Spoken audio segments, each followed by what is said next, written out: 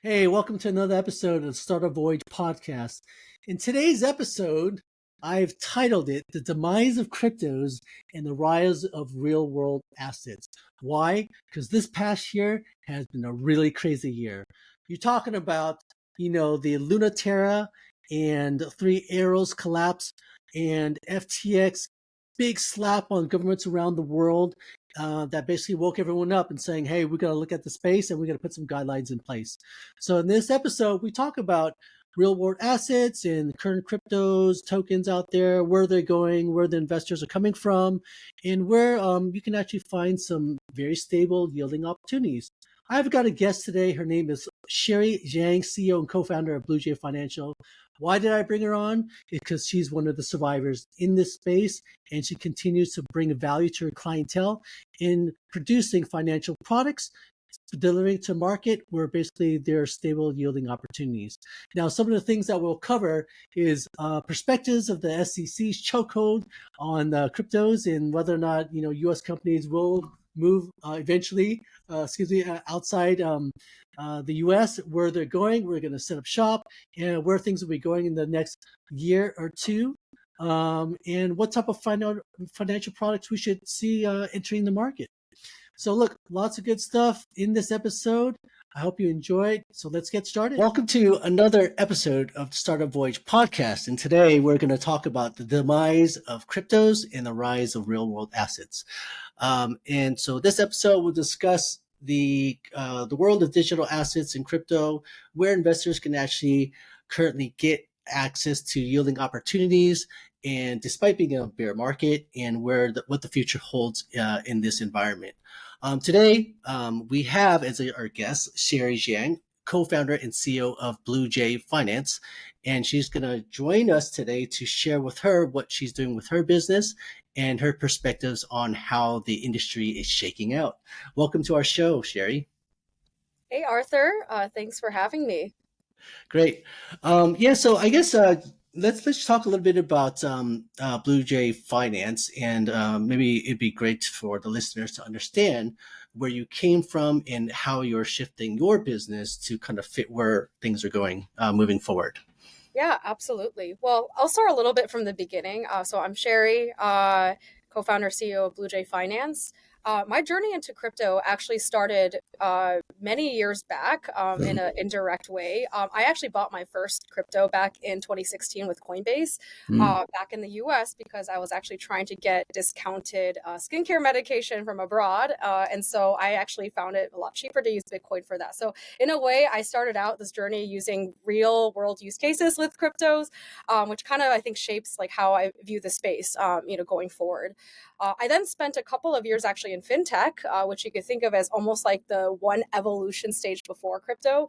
So I worked with Google on the payments team out of Singapore. So I moved from the US to Singapore and saw the like supercharged growth of digital payments from the 2017 era to 2021. I think much guided by COVID, where like basically in India, the product with the product I was working on, basically saw grew to 100 million users in 3 years, which was incredible, right? But it was really solving a use case and a need for a population that was still very much cash based, right?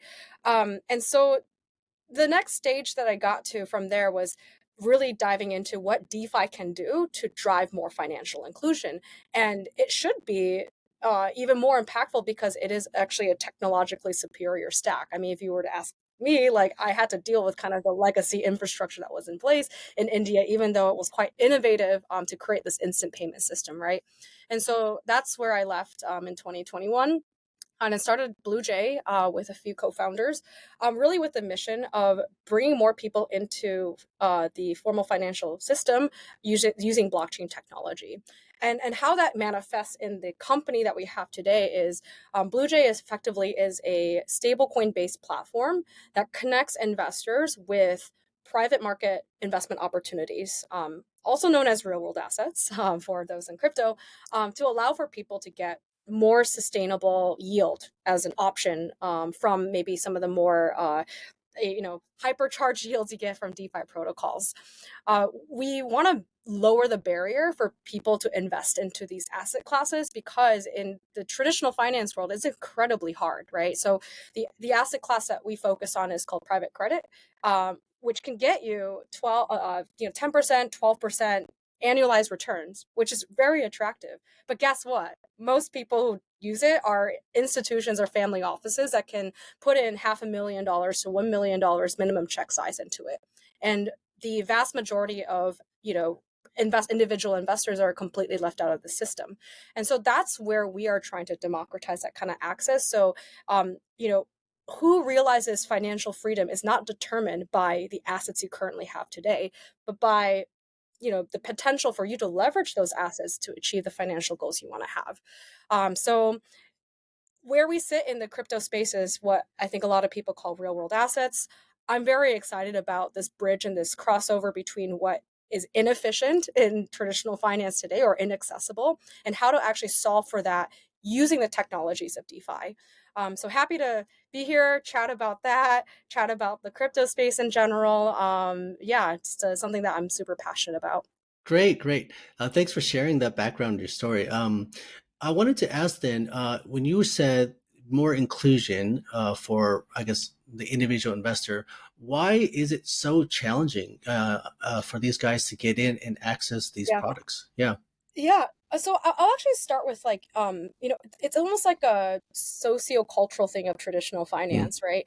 Where, the FIs, financial institutions, have been built over the past few decades to service mostly large clients, right? So it's a network of maybe family offices that you already knew, or relationships that stem back from your days in IB, investment banking, or maybe some other institution. So it's very much like relationship based, and like I would say enterprise sales, if you may, from a tech perspective, right? But in terms of reaching to, let's say, tens of thousands or hundreds of thousands of smaller check sizes, right, of like 10K or 50K, most of them don't actually have the infrastructure to do so, because that requires like branding and marketing and setting up new distribution channels. And a lot of times it's very difficult for that shift to happen. So recently KKR, BlackRock, Blackstone, all these big guys have been looking at ways to actually expand their alternative assets to more retail customers. And some of them find actually quite a bit of difficulty in doing this for the exact reasons I described, right? It's just a completely different playbook, that quite, coincidentally is what tech is really good at, right? Tech is good at like being able to reach in a scalable way a much larger audience base. And so that's where we want to come in and really take our background and expertise in tech and help some of these guys be able to reach new audiences as well, to become part of their investor base in the future. Okay. Well, I guess that's very similar to what banking is trying to do these days, where they're doing less tellers and more automated or technology driven servicing for the customers. In today's, I guess, world, in the traditional banking side of things, you can go into your app, and if you wanted to, let's say, invest in a stock or a mutual fund, you can go into the app and find all this information. But yet, if you talk to many average investors, they're still quite confusing as Yeah. to how to make a selection. Yep. Is Bluejay kind of addressing a very, I guess, easy user experience for investors? Yeah, I think there's a couple ways that we are doing this. Number one is that we are creating a community where people can actually learn from each other, Mhm. and so we have basically a private investor community that we run with mostly folks in Singapore that have used Bluejay, or actually have not used Bluejay but are interested in learning more, and actually use like almost collective know-how to kind of figure out, okay, is this investment right for me, wrong for me, and what can I learn? So that's something that we invest a lot of energy into, which is really building up this community. Similar to the way I think, angel clubs and angel investment clubs have done very well in teaching people who are non-professional investors how to basically invest in one of the riskiest asset classes, right? So there's a lot of that effort that we put in on that front, and with that we also are spending time on education, which I mentioned a bit earlier, right? Mhm. So we do publish pretty much an article every week about investments, about private credit. Sometimes they'll be a bit more technical focused, so it's kind of like, what does collateral mean? What is mezzanine financing? Because I guarantee only probably less than 1% of the world knows what that means. But when you see those terms that seem scary in like a deal doc, right? Like, how do you interpret that? So that's on the more technical side of things. But on the more like human side of things, we also like to storytell and talk about like what this means in an easier to relate way, right? So there's a lot of content right now about the death of the 60-40 portfolio. I don't know if you've seen some of that, Arthur, Mm. but basically like this 60-40 of stock and bonds, like portfolio advice is needs to be upgraded. I won't call it outdated, but that's really where alternatives actually fit a role in diversification and having that little middle of the spectrum risk return profile. So Mm. we also talk about what do alternatives mean to you in a way that's relatable outside of just like, the terminology of it all. Right, right. Well, I love the idea of the community initiative because if you look at how things were worked in the past, actually people probably invested in companies or things because through conversation at a dinner party, right? Or people they trust. So it's essentially the same thing. But I think the extra layer that you're adding is additional education. Sure, not everyone wants to know the technical aspects of it, but people have changed. I think the younger generation is looking more to understand how these financial products work. They might not know exactly, but they don't want to just throw their money into something they don't understand. I think that's. Do you believe that to have? That's why you're doing a lot Yeah. for education, right? Absolutely. I Yeah. mean, I think that the younger generation generally wants to have a closer direct relationship with a brand, or in this case, sometimes even a person, right? Like, because behind a investment opportunity is actually the underwriter and the fund manager too. Like, who are Mm. these people, right? And so you want to work less with intermediaries, right? This is like a disintermediation in a sense, right? So how do you get closer to the end source of the information? Because you have a generation that grew up with the internet. They're like much better at bullshit detecting, I think, than maybe even me, right? I did grow up in a time where there wasn't internet, just to be clear. So it's just different, right? And so they want more of a direct relationship. The human aspect, I think, is really important. And so that really does manifest in our own company's value, which is we're very, very people and user driven. Like we set up this community, but the other part that I was going to mention is like we take customer support really, really seriously. Like, Mm. I can't tell you how many times I have tried to KYC and sign up for platforms in Singapore to invest. I'm literally like, hey, I'm here to give you money, right? I'm here to give you money. And no one will respond to my ticket. Like, I am flabbergasted, honestly. I'm like, where is this, like, customer obsession? Whereas, coming from a tech background, right? I worked at Google and Amazon. It was like customer obsession, right? Like, if you must make your user happy. So like on our side, like, we do have a very fast SLA. Like if somebody comes in and asks us a question, I mean, we pretty much will respond within like an hour or two, right? Because that relationship is really important for Mm. us to build, because that's the basis of trust. And without trust, how do you actually have a group of people using a financial product? Mm. Well, do you believe then there is a segregation between, I guess, the let's say new generation moving into the space where you've got people who actually like the human Mm, interaction, except they don't want to know who they are, like mm, the on and being yeah. anonymous, right? Like, is it moving really that way? Where I mean, because I feel like it's quite dangerous, right? You're connecting to human, but are you really, or is it an AI bot? Right? You just Yeah, don't know. yeah. Yeah. That's a really good point. Yeah. So look, we are still at an early stage of our company, so like I can talk to every single one of the users and not spend a million years doing it. But of course, when you're at like a large scale, when you have hundreds of thousands, if not millions of users, like it's a lot harder to like make a like have human come in between everything, right? But at least in one part of the user's journey when they really need a human, you have that available. But everything else, like if it's automated, I think that's actually okay. Like I think about my own banking experience, right? If it's AI can solve my problems and I'm not talking to a human, that should be okay. But sometimes in extreme situations where I'm under duress, right? Or under distress, sorry. Like, and I don't know, maybe like there was a charge on my credit card that I didn't recognize. It was a lot. Like, I kind of want to talk to somebody, right? Because, solving a problem isn't the practical solution only, it's also the emotional solution, right? And when you can solve someone's emotional solution, they will never leave you. Like, that's the way Yeah. to think about it. Yeah, Yeah. I totally agree, right? If you're there to solve, something that is, has caused them stress, of course they're going to trust you, and it brings a lot of goodwill. Well, what do you think about then customer bases that are in emerging markets? Yeah. Maybe less educated, maybe the mentality of investing in this space is not so much about educating themselves to understand the products, but hey, Yeah. what has the highest yield? Yeah. Who's doing it? And I want in, and pretty Yeah. much that's all they run, right? Yeah. So how do you serve those type of communities?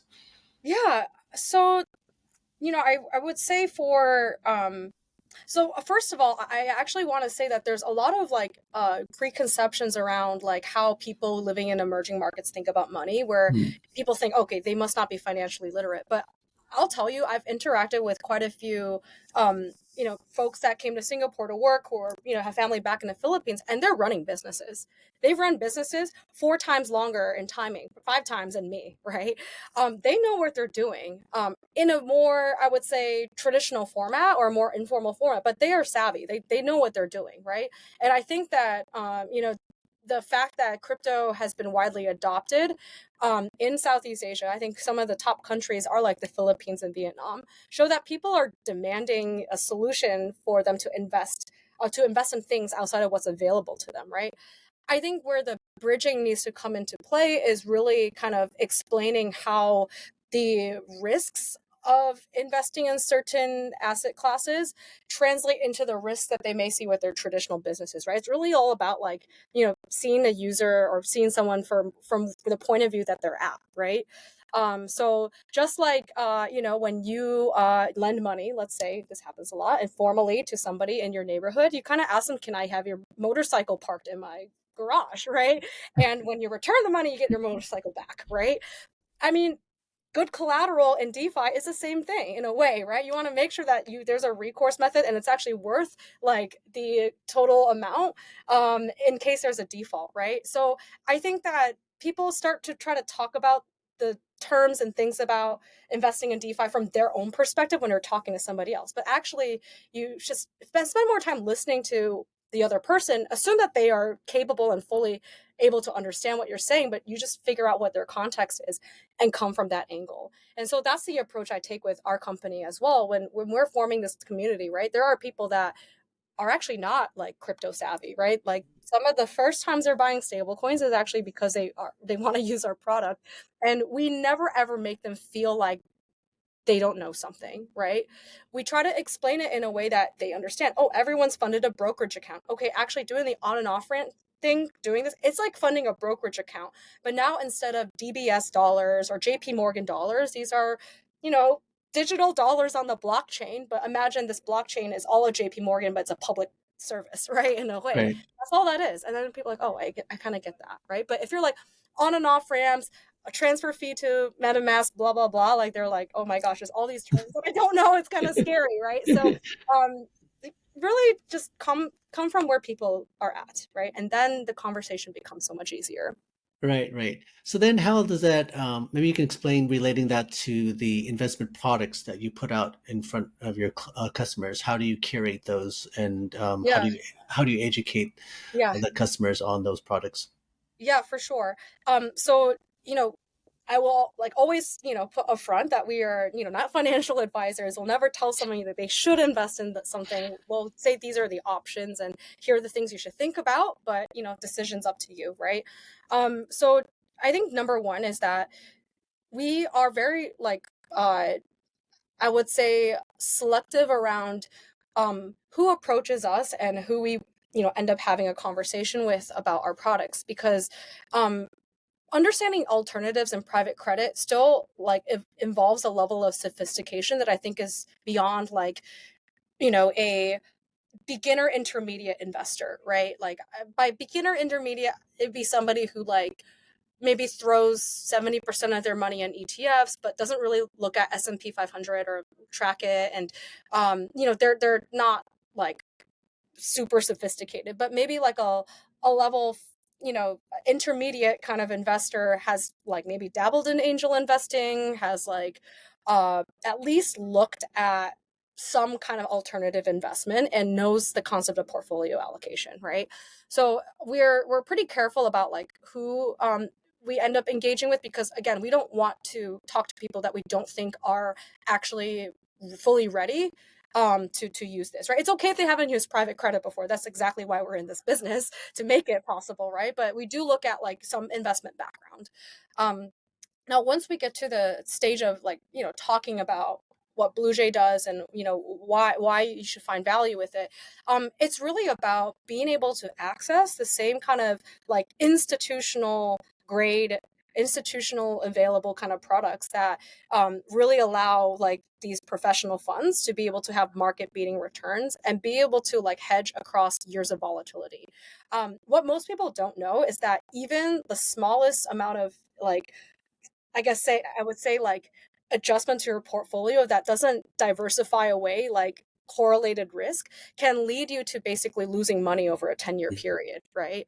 And sometimes you can afford that. Sometimes it could mean like be like going into debt to try to send your kids to school. So like most people don't know this, right? So we want to provide you options so that you don't have that happen to you, right? So it's an option for you to be able to like power up your portfolio more. So if you already probably invest in quite a number of things, here's something else to just continue to safeguard your own wealth more, so that you don't have to worry about, the things that you want to do in life many years down the road just because you didn't think about protecting it at that current moment. So that's really what we talk about, is like these are the options available, and of course your level of risk appetite can also vary, right? We have fully secured, like very diversified like credit portfolios that will give you like 10%. But if you want like 15%, 16%, that's where we look at, a little bit more exotic asset classes like venture debt, etc. But we do have to be clear that like we're talking about Series B credit profile versus a business that has been running for 10 years, but happens to want to expand to like Indonesia and needs to borrow for that capital, right? And you have hundreds and hundreds of those businesses in a portfolio. So it's about communicating those options and how that fits into your investment goals at the end of the day. Okay. So what's the best way for a user who's never seen your website or your product? How do they best engage with and what is the experience walking through and getting into the community and understanding how to work with you guys?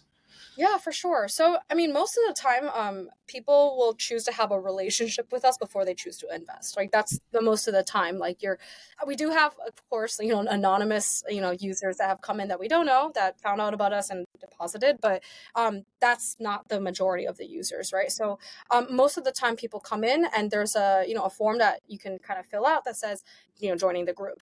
So that form gets sent to us, and then we reach out and try to understand what they're looking for. Sometimes it's just like, I just want to be part of this community and learn. Other times it's like, hey, I have money, I'm ready to invest, how do I do it, right? So it's really up to like what they're telling us their goal is. And so in that first conversation, if it is about like, hey, I'm just trying to get my feet wet and learn about this, then we're happy to invite the qualified folks into our community where they can just meet other folks that are also trying to learn, right? So that's the community aspect. There are times, of course, someone's like, this is what I've been looking for. I didn't know I could get access to it and put in 10K instead of $1 million. Like, where do I sign? Like, how do I do this, right? And so then I'm like, okay, like let's go through the onboarding process, right? So it really depends, but I would say like most of the cases it starts with some kind of relationship with us. Right? Okay. Of course, we never reach out to them unless they say that they do. Right. Right, right. Okay.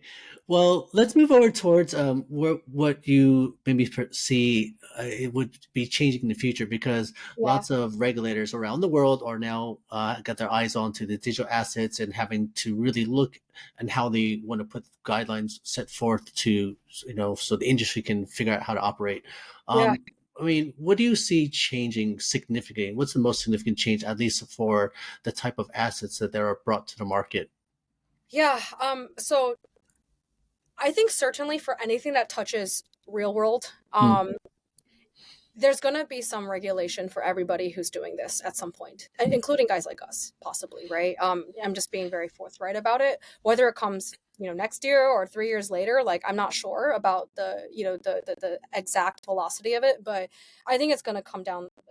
It will it will come and be on its way soon, right? In many ways, this is a good thing because if you think about like how you can legitimize the crypto industry and bring more than just like the natives that are currently in today into the Mhm. industry, right?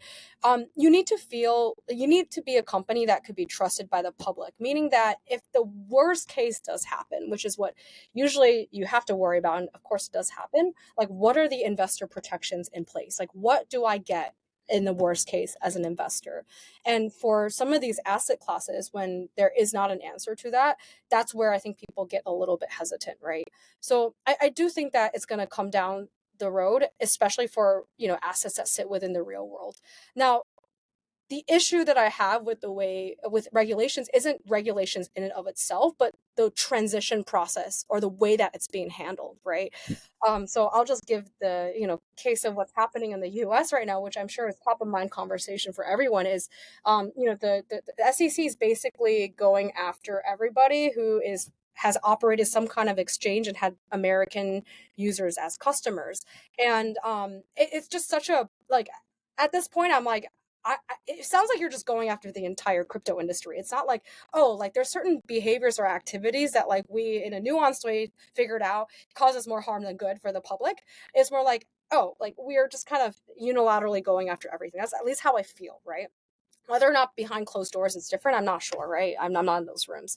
And it's really frustrating actually when there's players like Coinbase who have literally been knocking on the doors, right, for the past few years of like, hey, we want to be compliant, we want to be good, we want to be above board, tell us how to do it, and they just keep getting ignored, right? And then suddenly, like, they're like slapped with first a Wells notice, and then like all these different allegations, and they weren't even given a chance to try to be compliant, right? And just got like a punishment slapped to them. So to me, like that's what I don't like to see happen. Now, it's not like regulation is not something I welcome in some way, but I didn't think that the way that it's carried out, the way that it's worked in tandem with the industry is incredibly important, right? Like there are a lot of people that are happy to work with regulators, right? But give us the opportunity to work with you and give us the opportunity to have a path towards legitimacy that's not like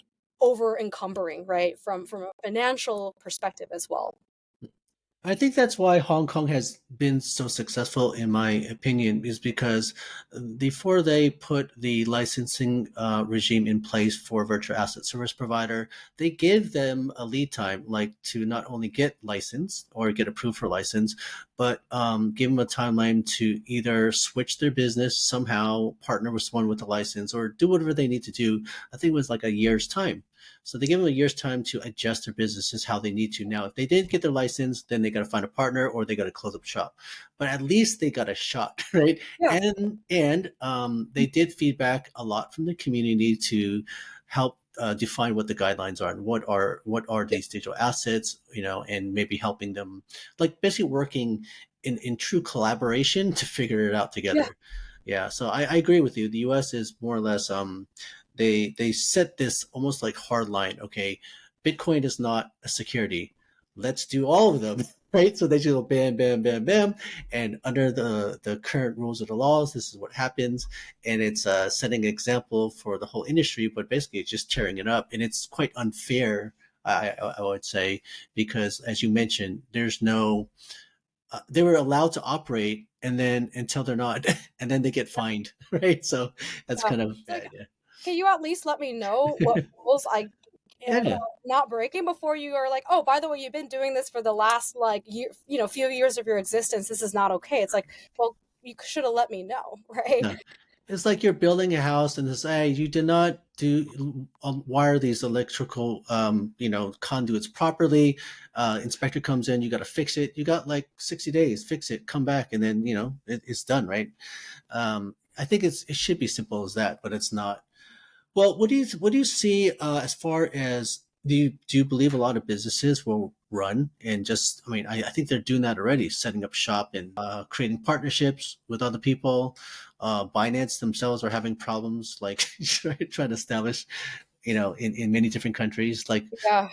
what will you see? Will the industry get smaller, like with only like a fewer number of players? You think? Well, I do think that the industry is getting smaller for reasons outside of just regulations. I mean, it Mm. is a bear market and it's been really tough for a lot of players, right? So, and that's not necessarily a bad thing, right? Because you kind of want like the good to rise to the top and then the bad stuff to kind of sink to the bottom. So, Mm. how to differentiate the two. So yeah, well, we see like, companies shutting down for reasons of being regulations and as well as like, business sustainability, like absolutely. But I do think that there are chances that are going to be given to companies by these jurisdictions who are now probably recognizing that creating a business friendly environment for crypto companies, while of course also protecting their own citizens or customers, right? Like doing that in a smart way or a thoughtful way is going to be an advantage for those countries, right? So, I think when it comes to Asia, for instance, right, like Hong Kong and Singapore, to a large degree, I believe, see the future of their relevance on the global scale as these financial hubs, right? See their relevance actually hinging upon their ability to welcome crypto businesses, right? Because in a way, like we are in a bit like the financial services companies of the future. Although crypto people would never like to call themselves financial services, but it is financial services, right? In a Mm. way. Um, so it's a bet on the future, right? Like if you do want to retain your position at this global financial hub, like you have to like recognize where the tide is moving, right? So I do think that that will lead to more and more players coming here, be it like setting up some kind of shop or at least an office or a team here, or like maybe moving entirely to these jurisdictions. Um, I do think Europe is actually making some progress as well, right? I think, recently, I'm not an expert on European regulations, just to be clear, but like I think recently there's been, quite a bit of more forward thinking, perspectives put forth from the regulators there. And, what's great about the EU is, you kind of make sort of decisions as a whole for the continent. You don't have that same kind of benefit in Asia or Southeast Asia. Is very fragmented, right? Yeah.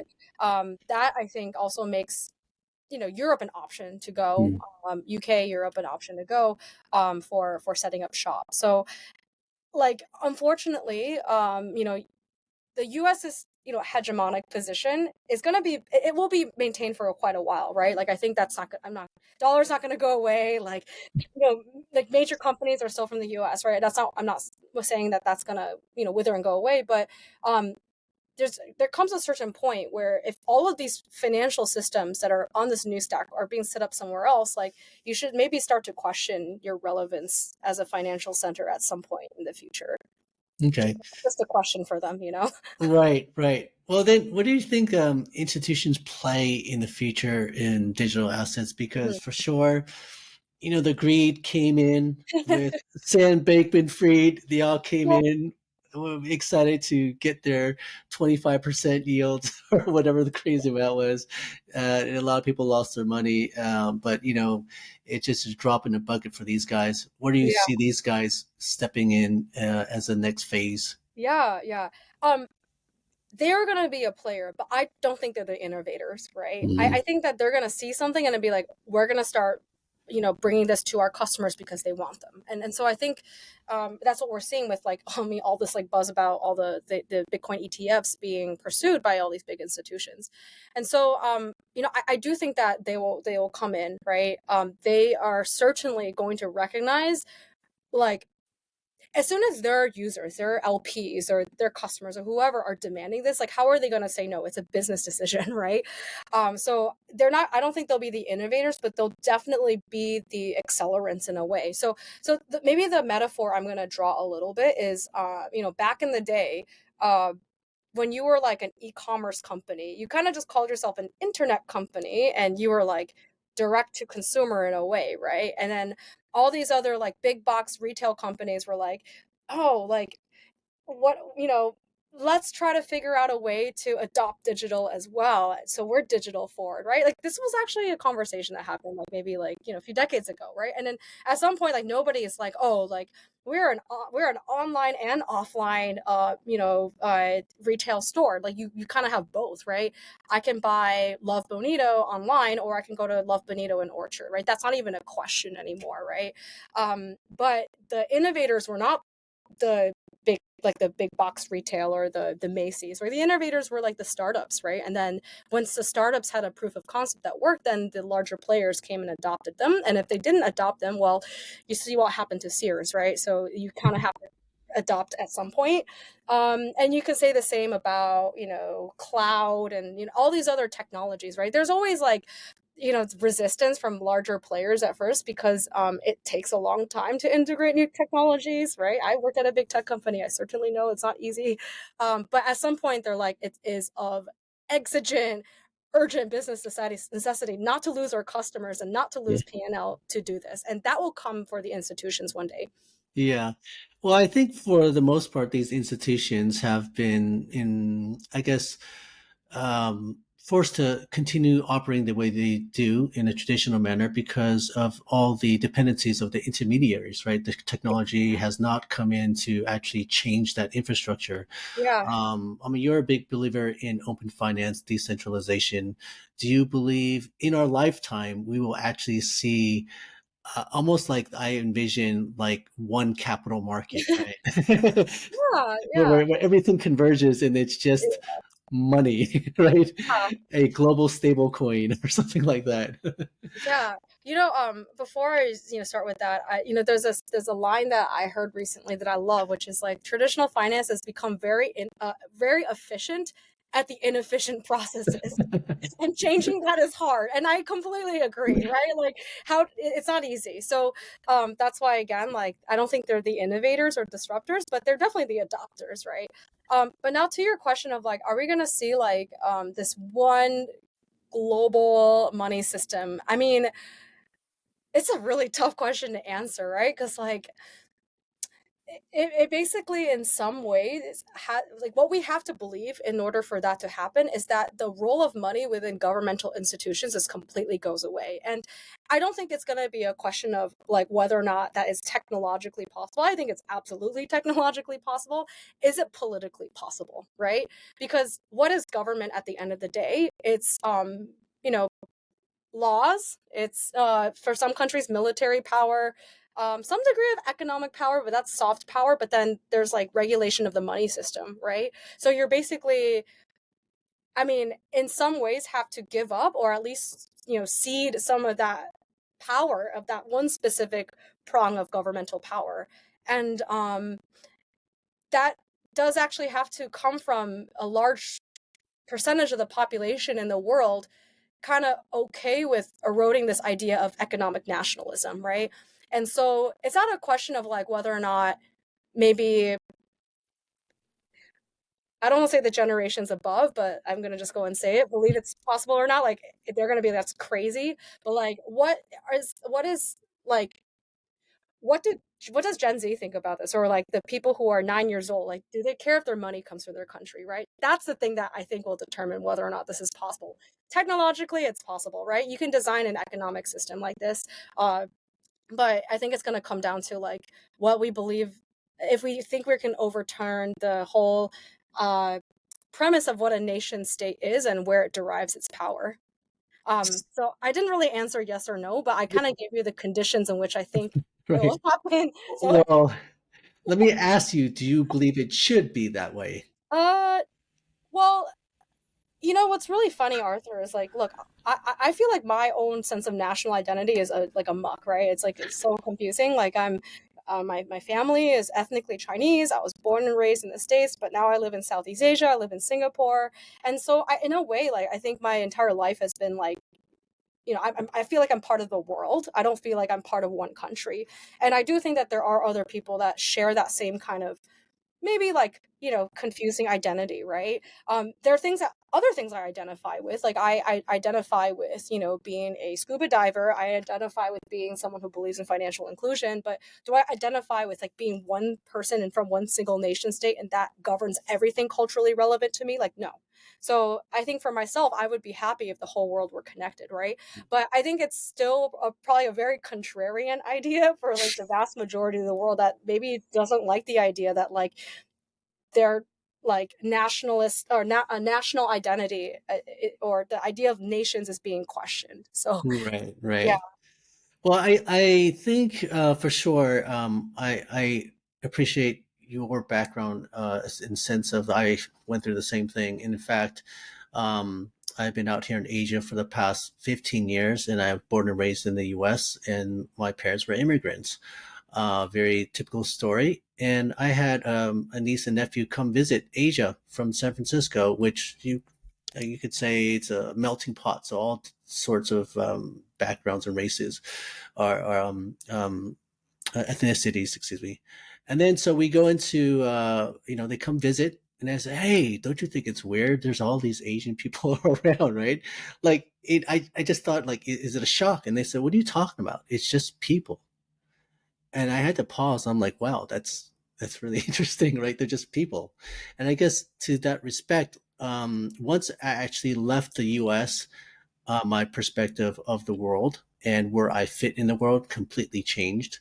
It actually made me feel smaller, right? Like I'm just like one ant somewhere on this anthill, and how significant is this one person compared to all these other people? Just like massive. And when I think about DeFi and inclusion, the opportunity is massive.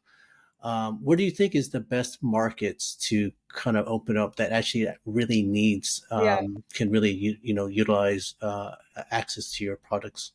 yeah. Well, I mean, to our products and I mean to crypto products in general, I have to say like I really do see it in a lot of the emerging economies, right? I'm just taking from my own personal experience working on GPay, where the adoption that we saw in India was so much higher than in Western countries because it was such a improvement on the current Mm, system. The current system was like if your aunt or uncle across the country in India had to get money for a surgical procedure, like you have to go through like these like physical domestic remittance providers using cash, and like you don't know how long it's going to take, and like what if like that is a real reality. But then when Google Pay and instant payments came about, like you can send that in seconds, mm, right? Like but in other, I would say, parts of the world, like you don't have that same kind of story, right? Like the system was okay, like maybe it's a little bit better with our product, but it wasn't like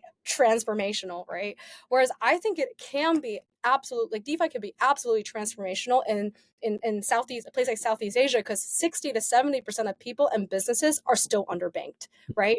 The traditional players have not served these customers. These customers have money needs, but there's no one providing that service today. DeFi basically disintermediates, right? Traditional institutions and say, hey, if you want to be a service provider, the barriers to entry for you being a service provider to somebody who has been underserved is going to be removed, or at least lessened, right? And just imagine what is possible with that. So, and I think that's really why, like during the last cycle, we saw like just the increase in number of people using MetaMask from places like the Philippines, right? Because in a way, like that was their bank account. That was the way that they're getting savings. I guess they might be staking on a speculative token that maybe I won't recommend, but at least the need for that kind of service and the lack thereof, right, in the current state of affairs shows that this can be extremely powerful for a place like this. So to me, like I don't think I would build this kind of business maybe in elsewhere, other parts of the world, not because there isn't, a need, and I'm sure a lot of people are solving it, but I feel this like I don't know, personal attachment to solving that problem here, right? Where just so much opportunity and so much gap that I do not know how this cannot be the future when it comes to adoption at a mass scale for DeFi. Right, right. Well, I think that we've got a lot of opportunities, obviously, when it comes to payments. I used to see lots of people wait in line at Western Union, cashing checks, Yeah. moving money.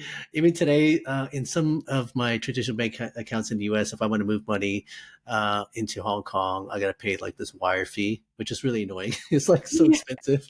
Like, why? Why does it need to be so expensive with all these technologies in place? And why does it take so long? Yeah. Yeah. So, anyways, well, I guess, what do you think? So, anyone new to this space, right? What do you? I'm sure they must still, when they first meet you, they say, "Hey, Sherry, I'm new to crypto digital assets. How do I get started? Where? I mean, how do I learn about becoming an investor? What would you advise Yeah. someone?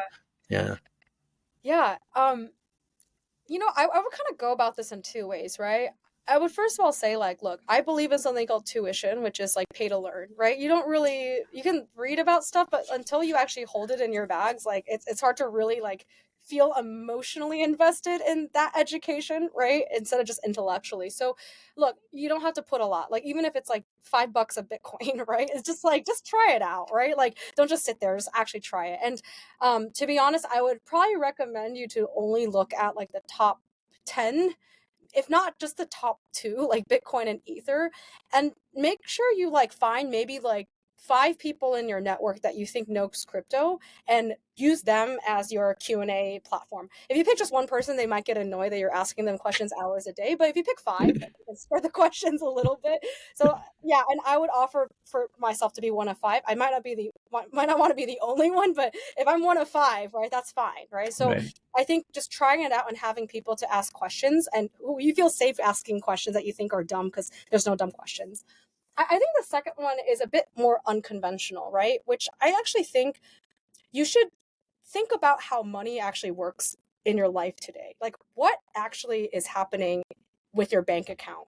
Why do you put your money in a bank account? Why do you hold US dollar if you're from another country? Like ask these fundamental money questions, and a lot of things in crypto actually start making sense from a fundamental level, right? So a lot of people don't know this answer, and I mean, I had to learn a lot of how payments and all this worked when I started working in fintech, but like it allows you to actually understand the what the technological power of crypto actually is, right? For example, like if you think about your bank operations, right? How do you call in and get a fund transfer verified to another country? You have to call somebody, and then they type a bunch of stuff, and then they press send, and it goes, right? Well, that's what a smart contract is. That's a human smart contract, right? So that's done on the blockchain automatically with a couple lines of code, and now you're like, oh, I kind of get what a smart contract is. So write down what you think happens with money today, right? Explore it, really ask those questions, and then you can actually map it to what happens on the blockchain in a way. So again, going back to the whole like go back to where the user comes from, right? Like think about what you're doing with your money today. Ask those questions, and then you can actually map those to crypto and then build a much deeper understanding of it than like asset price go up and down. Mhm. Well, for sure, crypto in itself has still, even today, received a lot of negative feelings and commentary. Um, and a lot of fraud has increased recently. You see it on the news all the time. People reporting stories of getting into a wallet, uh, don't know how, it just happens, and people getting ripped of their assets. Do you have any advice for how to manage crypto and maybe I don't know. I mean, it's a different world. A Yeah. lot of people lost their money in the past. I mean, I know this is just a side question. If you have Yeah. any ideas. Yeah, diversify, number one. I do this in traditional finance, by the way, as well. And I told my mother as well, do not put all of your assets in one bank account. Like spread it across multiple brokerages. If fidelity goes down, at least you don't lose everything, right? So I think the same principle applies. Like don't put everything in one place. Like spread it across a few different places so that you avoid concentration risk, right? But beyond that, I would say like you should. I mean, it's really sometimes tough to give advice here because on exchanges, right? Like how do you know, like how would you know as a normal customer what like FTX and Alameda's balance sheet was. Like, you don't know, Mm. right? Could you tell that things were shady when they were happening? Not really. So what's the way you could have prevented it? Well, I'm not going to tell you not to use FTX. I will tell you that maybe you shouldn't put everything on it, right? Right. So in some ways, like, you should the only fail-safe way of managing your funds is imagining that failure will and can happen, right? It's like Murphy's law. So under that case, like, how do you not go bankrupt, right? So yeah, because honestly, like, the other solution to it personally at this time, without, changes to regulations or technology, is to put everything in, like, or not put everything, put some things into a hardware wallet, which again, you know is less susceptible to hacks that would happen in a hot wallet like MetaMask. But then you have the issue of, like, do you trust Ledger, right? There's a whole drama that happened, and then, like, what if you lose your, or you forget your whatever key, right? Or there's still things that can happen. So um yeah, like, it's tough, right? So don't Mm. depend on one solution. Try a few things. Nothing's perfect. Nothing ever is perfect, and you should go through the world knowing that, and life will be a little easier. Yeah. Well, I think that's excellent advice, actually, tying it back to traditional world as well. And this goes to anything that you own, to be honest, right? If it's like even diamonds, Yeah, you can put it in different bank deposit box or gold. Some yeah, people like to stash down yeah. their mattress and things like that. But that's the reality. You got to manage the risk and spread it around. I think that's very smart. Um, yeah, I think for a lot of the exchanges these days, last year, a lot of them were going down, or all of a sudden saying we can no longer support withdrawals at this time, claiming some technical issue, which in fact it's only because they didn't have the funds to actually cover it, or they didn't want to go out of business, right? They still need to survive. It's quite interesting. A lot of things have changed. Do you have any things to share with the industry, everyone, the listeners of the podcast? Um, Keep your head up. It might be a tough market, but we are heading towards the future here. So I'm super excited. Much more is still to come. Great, great. Thank you. I believe so too. So we're on the same page. I look forward to catching with you maybe later this year and see Yeah, how Bluejay Finance is doing. awesome. Sounds Great. good. All right. Thank Thank you. you. Hey, so that concludes this episode of the Startup Voyage podcast. I would like to thank all of you for listening to this episode, and I'd really appreciate it if you leave any type of comments that you'd like to share, because it helps to feedback on how I deliver these podcasts, and I definitely want to improve it to continue to add more value to the audience. Now, you can follow us on many of the popular podcast channels: Spotify, Amazon, Google Podcasts, and Apple Podcasts. Equally, I'm going to be uploading all of these episodes onto YouTube. So it's more than just audio, it's video. You can see everyone's faces. Look, I really hope that you enjoyed this episode. And I'm always open to new ideas or looking for new guests. So if you know anyone in the space of Web3 that is an influencer or a leader or someone who's really trying to shape what Web3 will be in the future, I'd love to hear from them. All right. So yeah, just comment below. You can DM me. I have all my information in the details underneath this podcast episode. So yeah, thank you for joining me today, and have a great one. See you in the next episode.